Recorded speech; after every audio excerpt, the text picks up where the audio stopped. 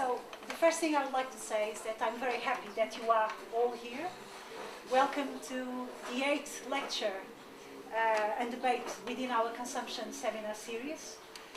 I am Monica Truninger, by the way, and before introducing today our guest speaker, I'm going to say a few words about the purpose of these seminars, the rationale that is behind this seminar series.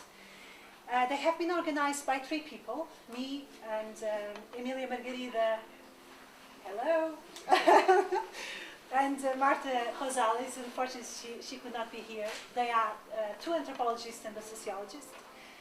And the aim of this seminar series is to bring closer to the different publics, so not only academic but also non-academic, issues related to consumption through a set of lectures followed by debates and given by prominent figures in the field of consumption studies. And as you know, consumption studies is a multidisciplinary field composed of plural perspectives, and whenever we invite someone to come here, there will be a different angle put forward that we want to invite to think and to engage with. So the purpose is really to think widely about consumption. And another feature of these seminars that we always try to achieve, basically, is that they are informal and it's always outside an academic context, like for instance the bookshop, which is a perfect place for that. So it is very important for us to have a more informal platform where to discuss consumption issues, a topic that is becoming ever more relevant in the context of present and future challenges. And the first thing that also, or one of the things I would like to say now that I talk about the bookshop, is that we really thank the kind support of the Livraria Sada Costa for letting us host this seminar in this very nice space, and also thank the support of our home institutions, ICS, Universidade Nova de Lisboa, and also Fundação Ciência Tecnologia, which is our national funding organization. So now it's time just to give you a few words about our speaker today. It is with great pleasure that I introduce you Peter Jackson, who is Professor of Human Geography at the University of Sheffield. And he has just completed a study on consumer anxieties about food. He's going to talk about that, I think, tomorrow at ICS. So if some of you would be interested, you can most welcome to that seminar. It's free. It is at 3 o'clock, by the way, and at Instituto de Ciências Sociais da Universidade de Lisboa. So the consumer anxieties, he has just completed this study. It was funded by the European Research Council, and he previously directed an interdisciplinary research program for the Liverpool Trust called Changing Families, Changing Food. And he helped create the Food Stories website hosted by the British Library. You can Google it. So if you put Food Stories British Library, you'll reach the place, and it's just amazing. I mean, I love that place, so I really invite you to go and to search. There is lots. It's a very interesting use of oral history sources, and so there are food stories. It's about Britain, obviously, so it is the British context. Recent publications include Changing Families, Changing Food by Palgrave, a book that came out in 2009. And in our work on school meals, it has been quite important, so we know it quite well. And Food Words, Essays in Culinary Culture, which is a book that has just come out last week, I believe. And related to his academic work, Peter currently chairs UK Food Standards Agency Social Science Research Committee. We would very much like to thank Peter to be here today with us. And let's learn more about the connections between words and food. Talk very appropriate for a space like this, for a bookshop. So thank you so much. Thank you, Monica. I'm going there. Well, thank you for that very generous introduction. Thank you, Monica and colleagues, for inviting me here today. And thank you to the bookstore for hosting this event. I must say, I thought, who would turn out on a Thursday evening to hear some guy from England talking about his latest book? And I'm overwhelmed that you're here. I'm really pleased to see you all. As Monica said, this is intended to be an informal presentation leading to a discussion. So I shall gauge the success of the talk by how much discussion it generates, which is a dangerous thing to say. Okay, so thank you for this opportunity to talk about the connections between food and words. It is the topic of a book which we've just published in England, and my publishers have insisted that I bring along these leaflets to advertise it. So this is a commercial, an advert. I want not just to talk about the book, but I want to talk about the idea behind the book, which is to explore the links between food and words. The book is a series of essays on some of the key words that define contemporary attitudes to food. And some of these words are academic words within food studies, ranging from sciences through to arts and humanities. But they're also words which circulate in popular culture, in ordinary everyday life, in discussions around food, all those TV programs you see about food, for example. And also the way in which these words then are used in public policy, in government, and in the regulation of food. So the idea of the book is to try and look at the way words about food circulate within society and how those words take on different meanings in different contexts. So not that these words are stable and can be defined once and for all, but looking at the way words about food take on different meanings, have different salience in different kind of contexts. So as Monica said, I'm a geographer by background, and one of the things I want to try to illustrate in this talk is the sort of power of thinking geographically, making connections between places, making links between scales from the global right down to the local. But I want to begin with the words of an anthropologist, Claude Lévi-Strauss, who argued famously that food is good to think with, bon à penser, as well as good to eat, bon à manger.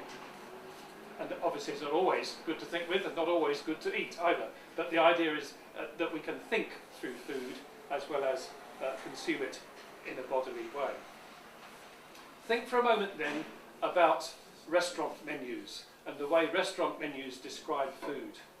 Certainly in Britain at the moment, the kind of cultures described as foodie cultures have got blown out of hand, to the point where menus will often describe in several lines the food you're about to eat, and where the act of consumption, arguably, is as much about consuming the words and the description of the food as it is about the food itself.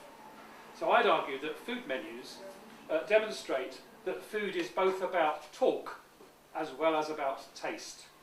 It's verbal and it's visceral. It's about the visceral qualities of food. It's both material, the stuff of food, and symbolic.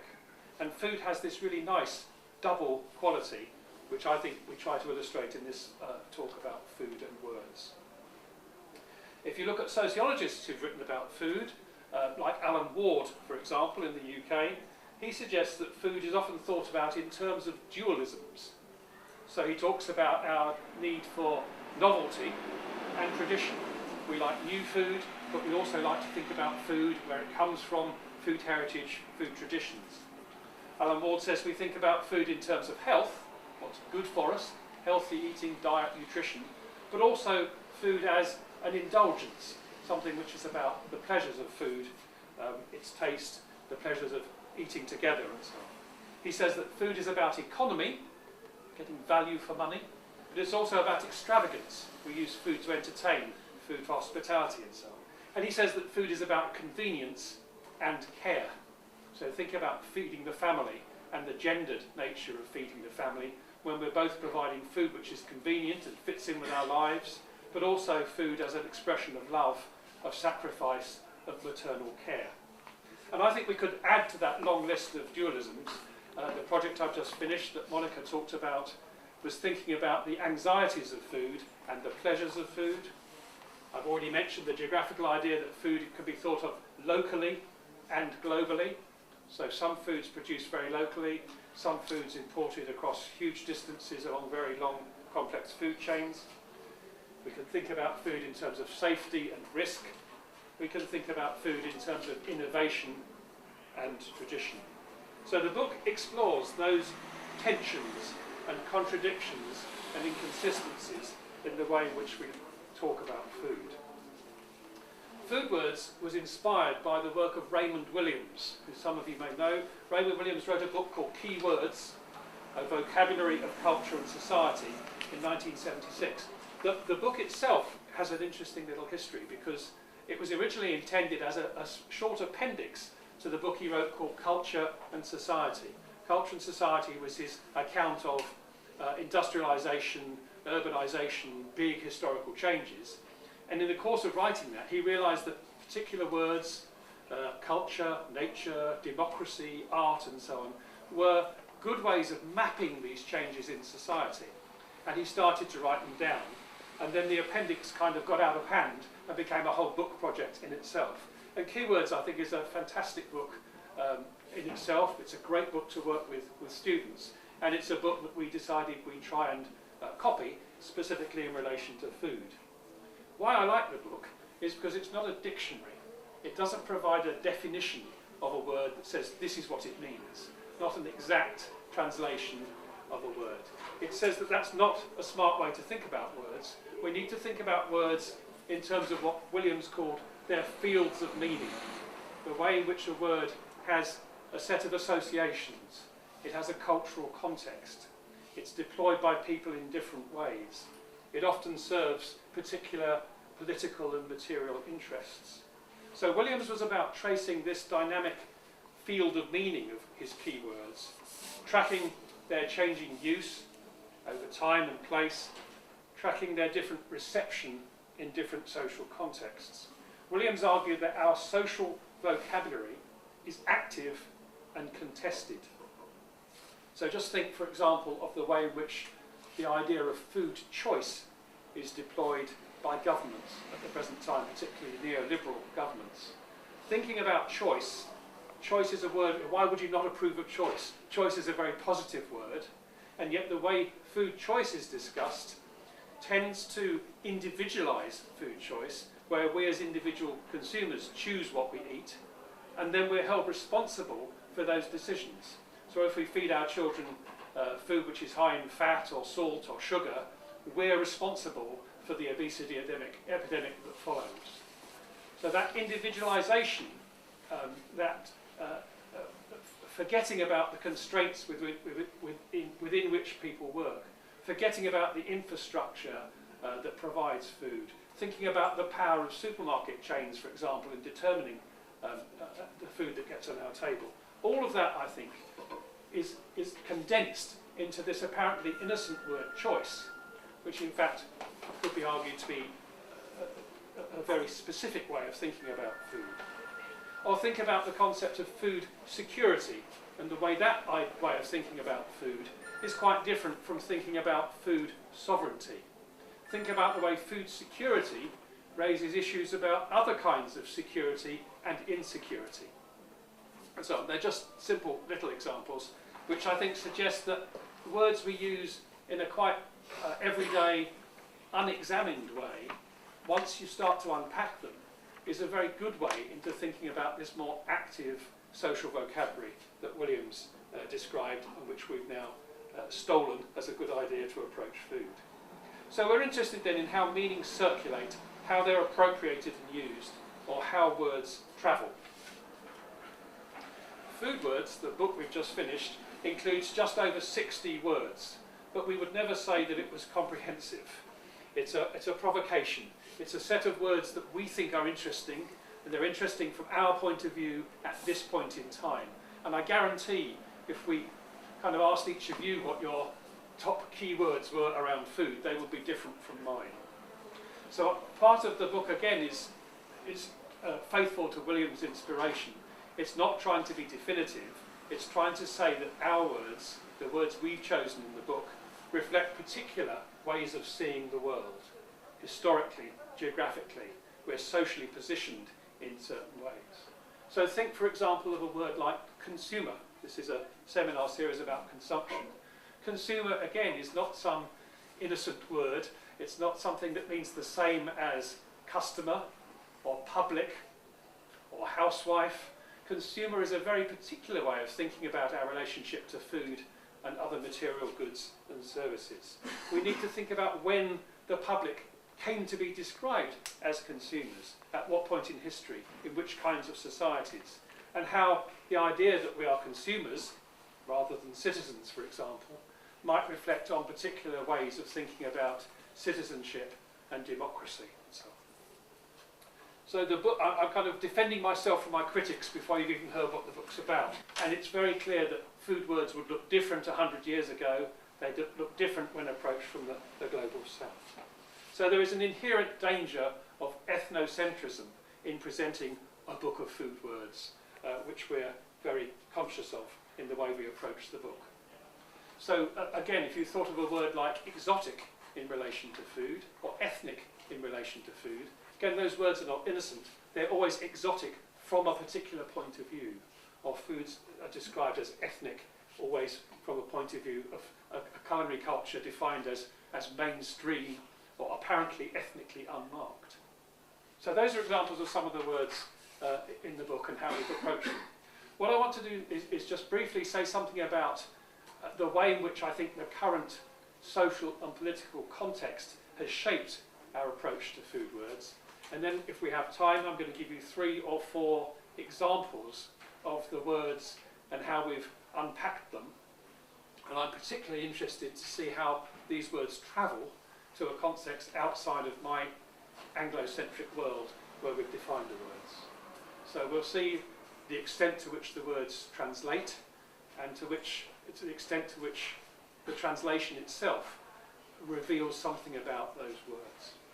So very briefly, then, the kind of current context around food, and I imagine this will be quite familiar to many of you in the audience. The UN Secretary General describes us as living through the worst food crisis in a generation. And he was referring specifically to the food price rises in 2007-2008, which forced tens of thousands of people into food poverty and malnutrition, whilst at the same time another substantial fraction of the world's population was experiencing overconsumption and a so-called obesity epidemic.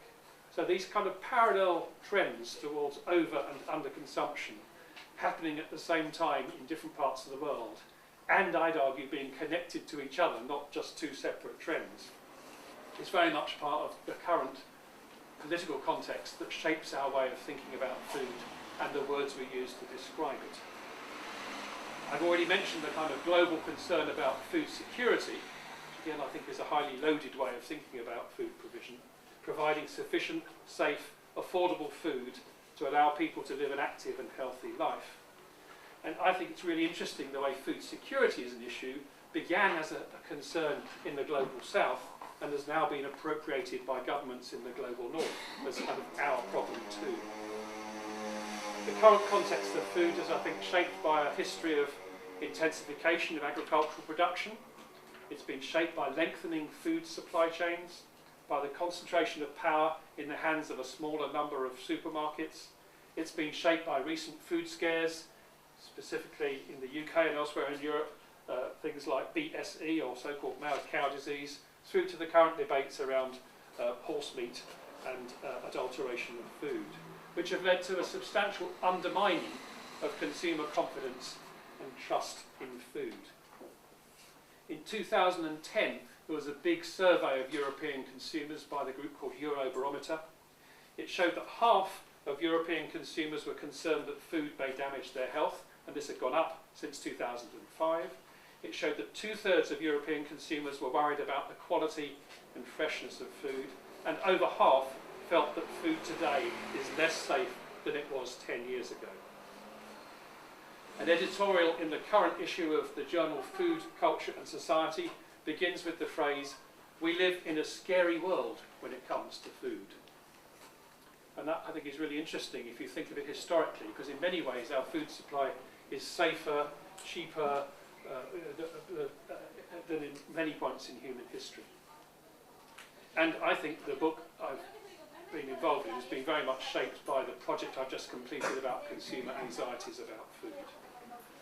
So we are anxious, perhaps. Are we more anxious than we need to be?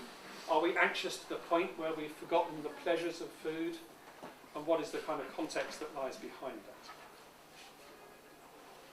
Okay, what I want to do for the rest of this short presentation is to take 3, or if I have time, 4 of the keywords in the book and give you a little bit of background about those words and why we think they are key words, and give you a taste, no pun intended, for the way in which approaching food through words might give us a kind of lens on the political, cultural, economic, social significance of food.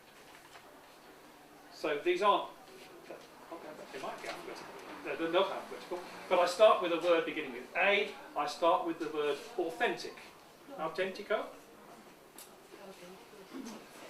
Authentic is a word that is so regularly used around food that it's almost entirely lost its meaning, I would argue. In Britain, almost every Indian restaurant advertises itself as an authentic restaurant. Its food is authentic. Even dishes like chicken tikka masala that are completely unknown in India, actually they're not anymore, they're now being introduced in India in restaurants used by cosmopolitan tourists. But even food which is demonstrably not from the place it allegedly comes from is being described as authentic. Everyone knows that most Indian restaurants in the UK are run by Bangladeshis rather than by Indians, and that their menus have been adjusted to suit British culinary tastes. That doesn't mean it's bad. It means that the description of authentic is a kind of marketing exercise rather than anything about the specific nature of the food. Even the most global brands, like Coca-Cola, insist that they are the real thing. What does that mean? The notion of reality, the notion of authenticity implied. So if we take that as read, then that authenticity is a contestable term. It's become so sedimented in our everyday lives that we often don't think very much about it. How do we problematise it? How do we get a handle on it? Well, one thing is to look at the way in which notions like authenticity are deployed in other cultural contexts. If you think about music and a performance of music described as authentic, sometimes it refers to the use of period instruments. So an authentic performance of early music is not played on instruments from the 21st century. People create or recreate instruments that are authentic to the period in which the music was composed. So that would be one notion of authenticity. Another way, though, would be to say you can use contemporary, present-day instruments as long as you remain faithful to the spirit of the original composition. So is authenticity in music about real instruments and a real representation of music composed a long time ago, or can it be something which is contemporary but still faithful in some intentional way? Think about tourism and the way authenticity is used in tourism studies. Big debates in tourism about when you go abroad and see a presentation of a traditional dance or traditional food or whatever. And that's been described by some critics as staged authenticity, which is almost a contradiction in terms. We're staging an authentic presentation for your benefit, with the kind of notion that those involved in the presentation and those consuming it kind of conspire to suspend their disbelief in order to enjoy the presentation as part of their tourist experience. In food, authenticity could mean a whole series of things. It can mean simple food, food produced in an artisanal way. It can mean food where there is a personal connection between the food producer and the food they produce. It can invoke notions of history in tradition. It can invoke notions that it is somehow closer to nature than industrialised or commercialised food. It can invoke notions of an ethical kind to do with sincerity and honesty and trust. And what we suggest in the book is that rather than try to set ourselves up as arbiters of what is authentic and what is fake, what is real and what is unreal, a better sociological way of approaching it is to think about the process of authentication. Who is making the claims that something is authentic? On what basis are they doing it? and for what purpose. So you shift the debate from this is real and this is fake, this is authentic and this is not. So who is making these claims? Why are they making the claims? Whose interests are represented? The second word I want to share with you is the notion of provenance. This is much harder, I think, in Portuguese. Proveniencia? Proveniencia. Okay. So provenance.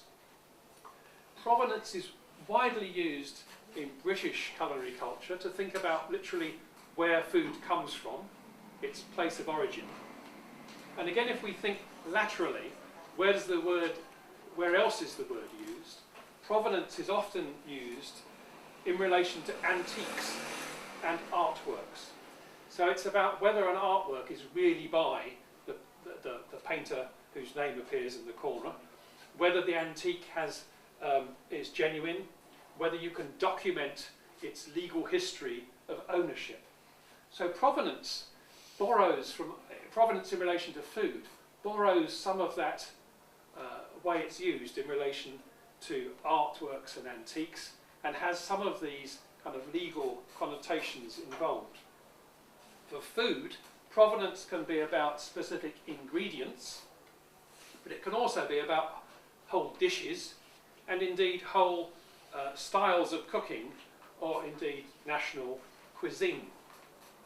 And clearly then provenance starts to link back to the discussion we've just had about authenticity. A common way of thinking about provenance is in terms of the French word terroir, often used in relation to food, but also in relation to wine. And the idea of terroir is that food takes on specific characteristics from its place of origin, and that process can involve both the physical conditions of a place. So wine has a particular taste because of the geology of the area it's grown in, or its climate, or its soils. So that physical notion of provenance and terroir. But also, terroir then leaks into another notion of provenance, which is to do with the people who produce it.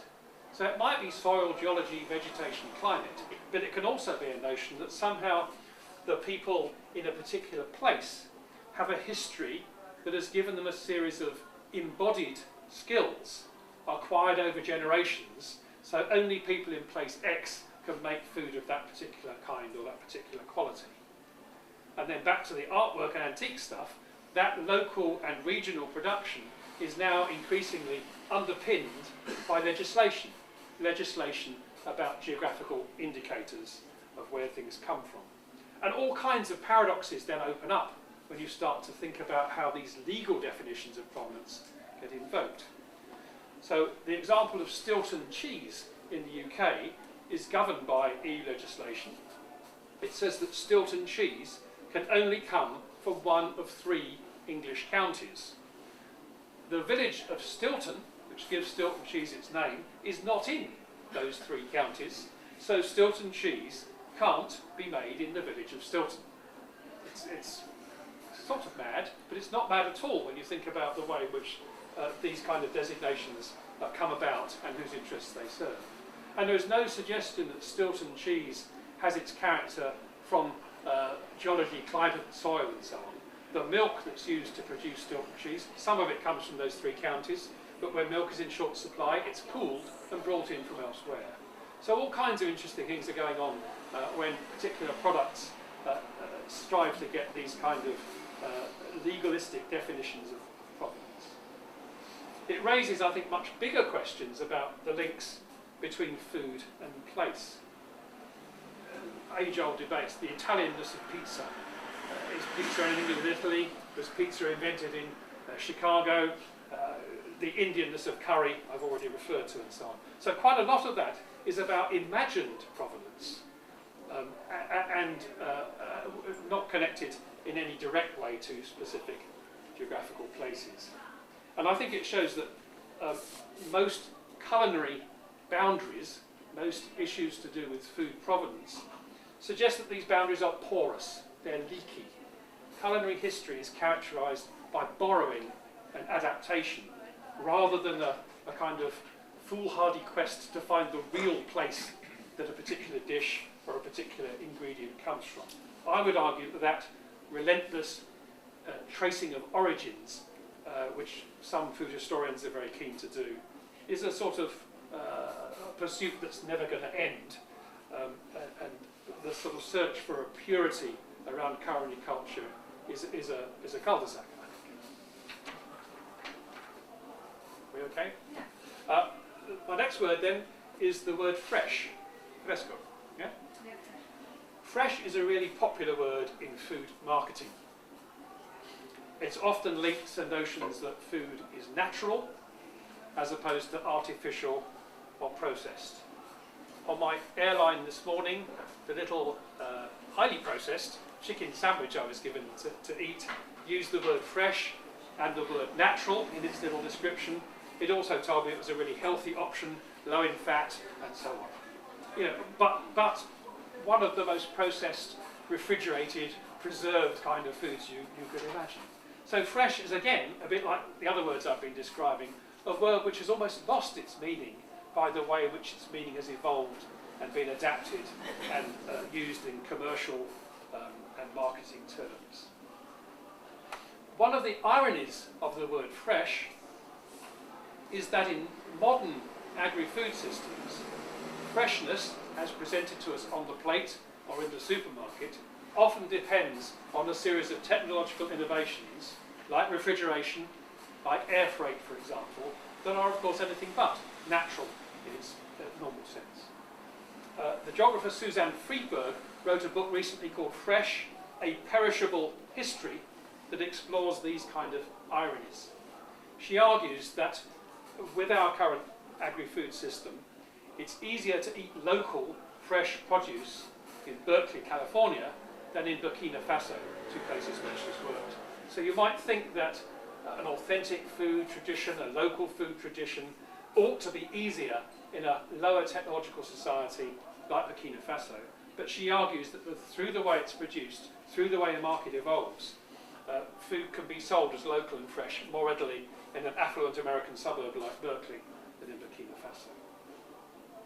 There are also interesting links between the notion of freshness and notions of food waste. You'll be aware of all the recent publicity about food waste and statistics that we waste around a third of the food that we produce.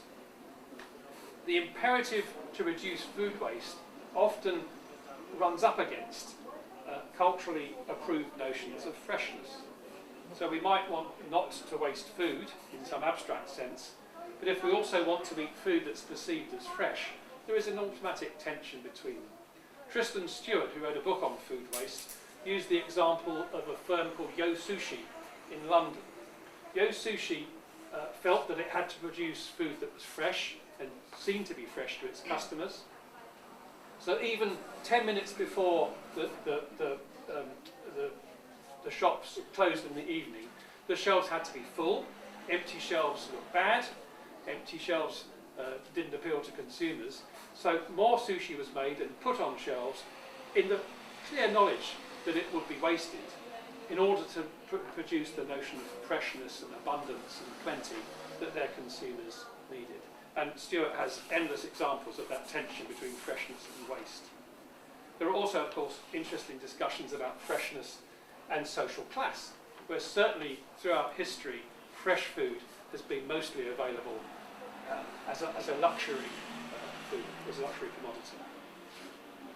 If we think about fresh and its opposites, or fresh and what its other is, the example of milk is a really interesting one. Fresh milk to most of us these days is pasteurised milk. It's processed milk, still described as fresh, and so-called raw milk is often considered riskier in food safety terms than processed or pasteurised milk. And the whole history of industrialisation and the need to produce fresh food for urban consumers increasingly distanced from rural places of production lies behind that. And there are other examples where fresh is less clearly defined and less obviously a positive thing. No one ever, to my knowledge, describes food as stale. Stale is never a good thing. But for cheese and for wine, for example, mature or aged is often better than younger and fresher. So there's some interesting paradoxes that, again, I think show the limits to a simple-minded way of approaching freshness as natural. Last word? Still got time? Yeah. The last word is taste. Gosto? In English, and we think in Portuguese, although we can discuss this later, the word taste has a double meaning. In English, at least, it refers to physical, sensory, embodied taste, the ability to distinguish sweetness and sour, salty and bitter, so physical taste. But at the same time, it also refers to the social distinctions around taste. So you might have good taste, you might exercise good taste and judgment. Going to the opera and the ballet, enjoying fine food and wine would be exercising culturally approved good taste.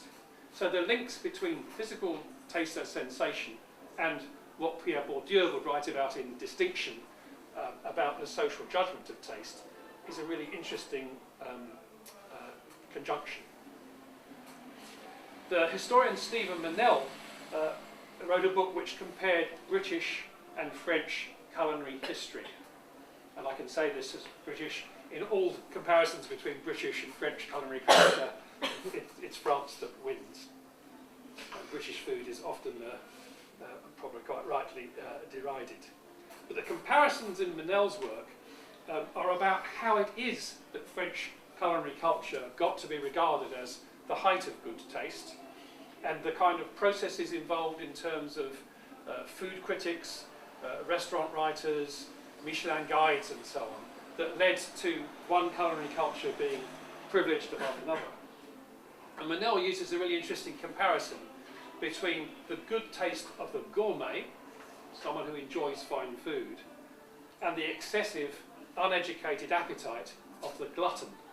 So I don't know how those words were translated to Portuguese, but there are different ways of appreciating food, its quantity and its quality.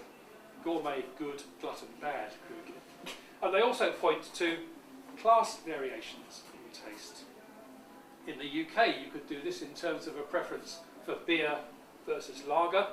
You could certainly do it in terms of distinctions or taste preferences for wine and spirits like whiskey. You could do it for particular brands. You could produce a very detailed class hierarchy based on tastes for foods. You could do it in terms of preferences for white sliced bread and granary or brown bread. You could do it in terms of the taste for foreign food, or particular kinds of foreign food. And you'd also then have to factor in the kind of recent fashion for local, simple, artisanal food as a sort of reaction to that longer history. So taste is corporeal, it's about our bodies, but it's also clearly social and cultural, where eating is a social practice. And I'd argue that that's the sort of thing that's often lost in discussions of food as diet or food as nutrition, the pleasures, the sociality around food and culinary culture. So I'm really interested in what you think about some of this stuff, and particularly, I think, given the fact that I'm a visitor to Portugal, whether these ideas work in terms of your experience of culinary culture, specifically whether those words translate and have similar or different meanings to the words I've been discussing. But let me just end with a quotation from a colleague of mine, an American historian, food historian called Warren Belasco. Warren Belasco argues that food is uniquely attractive because of its ability to link past and present, individual and society, private households and the world economy, palate and power. Thank you very much.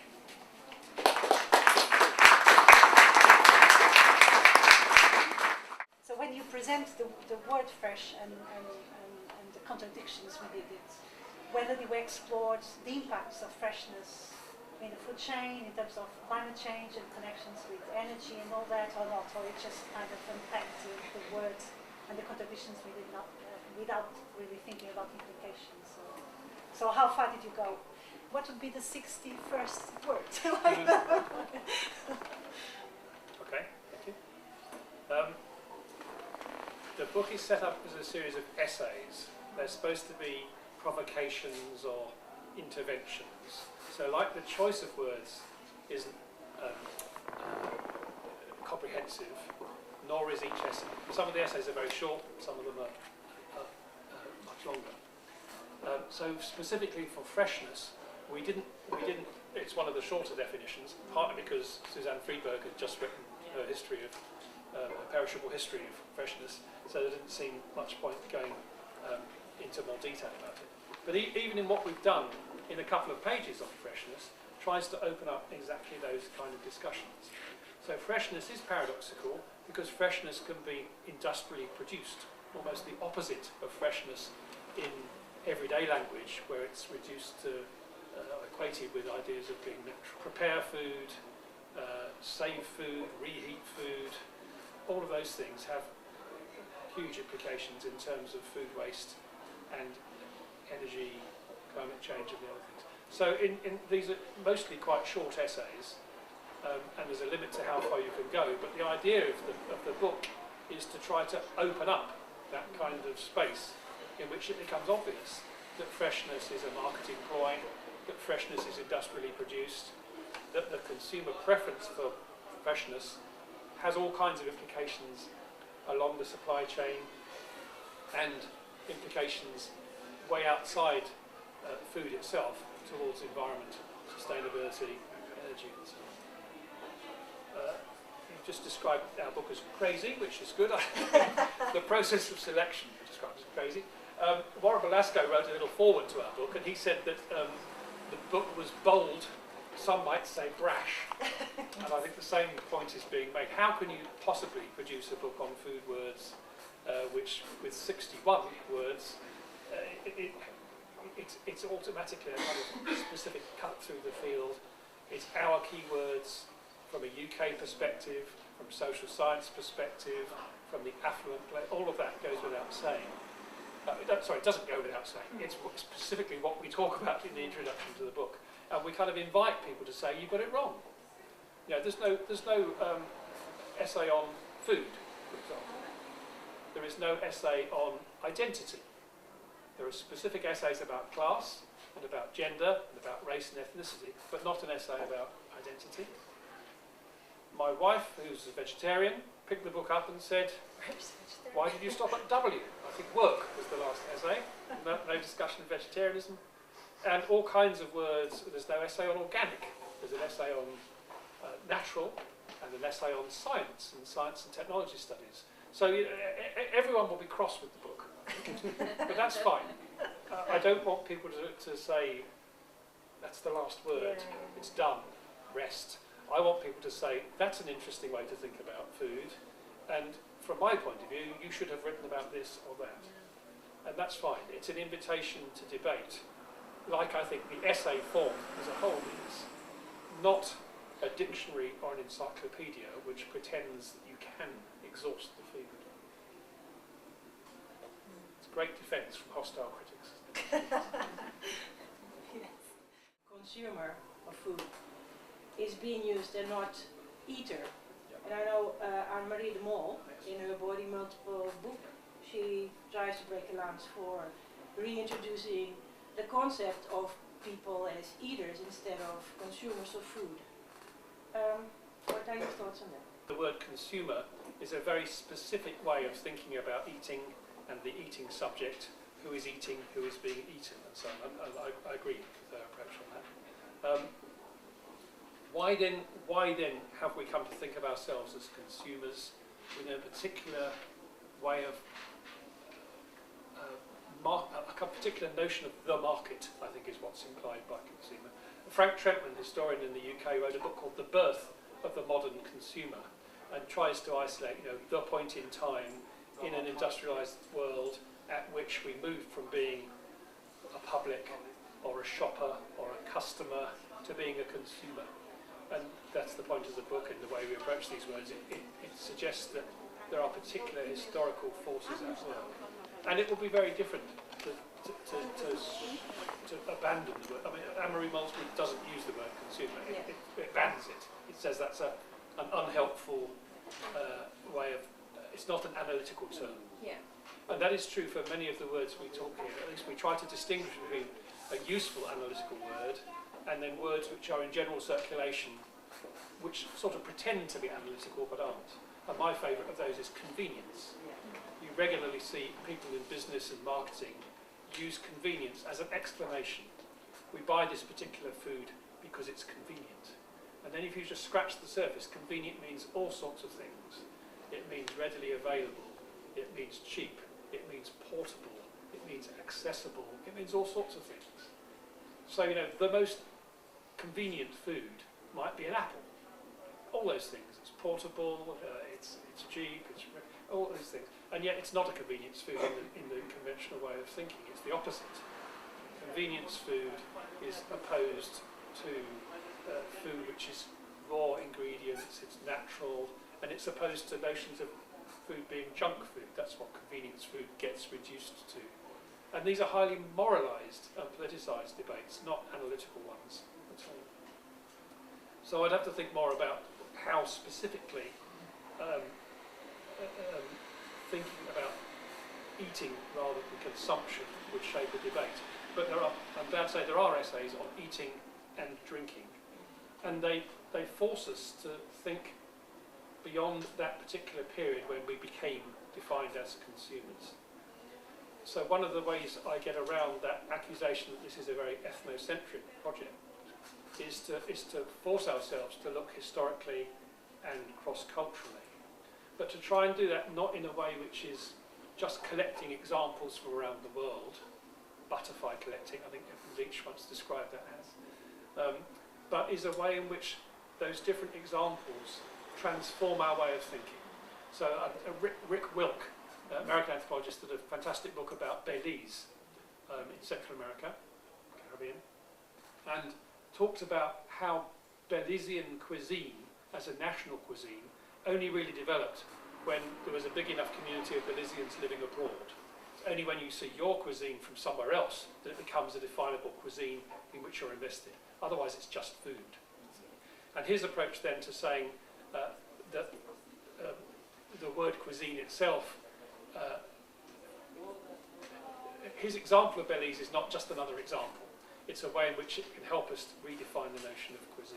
The words we have here, that almost no overlap with Raymond Williams' keywords, but consumer is one that he does talk about.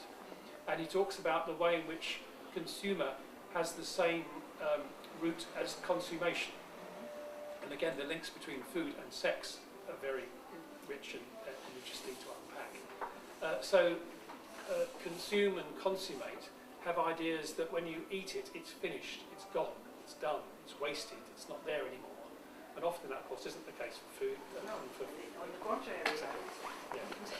So Raymond Williams' point is that thinking of the consumer society as a sort of a wasteful, excessive, and all the rest of it. That's not inherent in the notion of eating, consuming as eating, but it's there where consumer and consumer society is positioned as bad and profligate and immoral and all the rest of it. So that's exactly the kind of exercise we're trying to do around these words.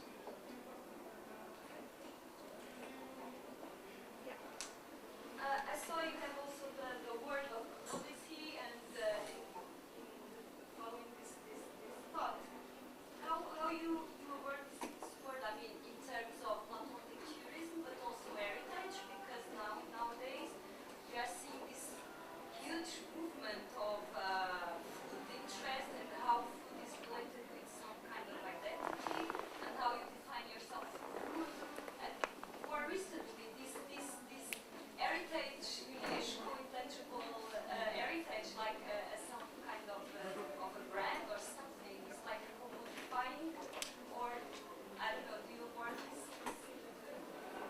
Okay. What is your feeling about it? Okay.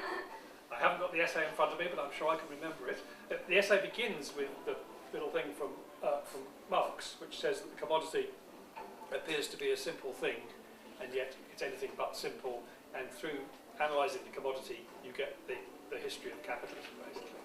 So commodity is definitely on our list and is a very rich word to unpack. One of the issues in the book is whether we should think about commodities and commodification as a sort of one-way street, a sort of linear process. And the argument in the book is that it isn't that things can go in and out of the commodity form. So if you know the work of people like Apadurai or Kopitov, they talk about exactly this. Yes, Komarov too, yes, exactly, okay. So something that might start life as home-produced, given freely as a gift, taken to a charity shop, sold on, it can move in and out of the commodity form over time. We'd also like to suggest that there is often an argument within debates about commodification that this is necessarily a bad thing, that commodification leads to a debasement of social life. And again, there's lots of examples within the food literature where it's not given that commodification is good or bad. It's an empirical question. There are some winners and some losers, and we want to trace that kind of geography. So there's a fantastic book by Helen Brembeck called Home to McDonald's. And she argues that in Sweden, Friday night is a time for family time, for sociality, for bonding and so on. And she argues that increasingly Swedish families are doing that at McDonald's rather than at home. Oh my God, you know, Swedish family in crisis, the game is up. She argues no, that in some circumstances, fitting with women's lives in Sweden these days, that you can reproduce a lot of the good social stuff around family. It happens to be at McDonald's rather than around the table. And it's a provocative book, so you might not agree with that. I'm not sure I do. But it's trying to argue that within the commodity, we can use commodities to express all kinds of notions of love, of reciprocity, of obligation, and so on. And then you also raise some points about the kind of way in which commodities now, the way in which we now commodify all sorts of things beyond material goods. So we can commodify, it's like the sizzle and the steak, you know, the idea that you're selling, Starbucks would be a better example. Starbucks is selling coffee, but it's obviously also selling ambience. It's selling a particular middle class lifestyle. It's selling a place to hang out and enjoy leisure time, and so on. So I think that the process of commodification now clearly extends beyond things towards atmosphere, emotion, the intangibles that you mentioned. And I think there's a really interesting, we have an essay on brand as well, branding as a process in the book. And that is about the whole way in which a brand which might start with a physical thing then gets extended beyond it. And then it becomes part of a whole series of economic and social processes. Colleagues in New Zealand are working on the extension of a brand like Hawke's Bay. Hawke's Bay is famous for its dry white wine, and people in Hawke's Bay are saying, well, can we then take that and extend it to other commodities, other foods, other experiences, where the kind of aura that goes around the quality of wine can then be extended to a kind of, in this case, a kind of tourist and heritage experience. So I think that's absolutely right. I think food is one particular version of this commodification process, but it quickly, like so much else, spills out into a whole history of other things. So my examples, I think, tonight show, yes, it's about food, but it's also about gender, and it's about class, and it's about politics and environment, isn't it? Which is why Lady Strauss is right. Food is good to think with. Just a provocative thing. Would it be interesting to read your book in 20 years' time? I hope so. Because if you were reading perhaps 20 years ago, fresh would mean something else. Yeah, exactly. So in 20 years' time it would be... Yeah, absolutely. I mean, our book is not ahistorical, but it's definitely something which is of the moment. It's definitely our take on these words from our point in time, from our particular geographical and historical circumstances.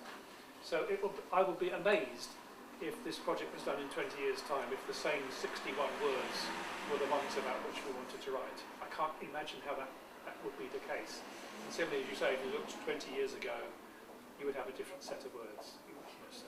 It's actually, you haven't maybe said how you reached this consensus about Okay. these 61 words. I'm very Yep. curious about Okay, yep. The project we were working on, this European Research Council project, had a group of us. Myself in the UK and a colleague in Sweden, Helen Rembeck, the McDonald's person I've just been talking about.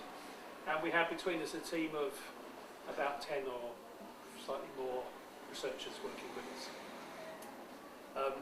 They came from a whole series of different disciplines: sociology, media and communications, geography, and so on.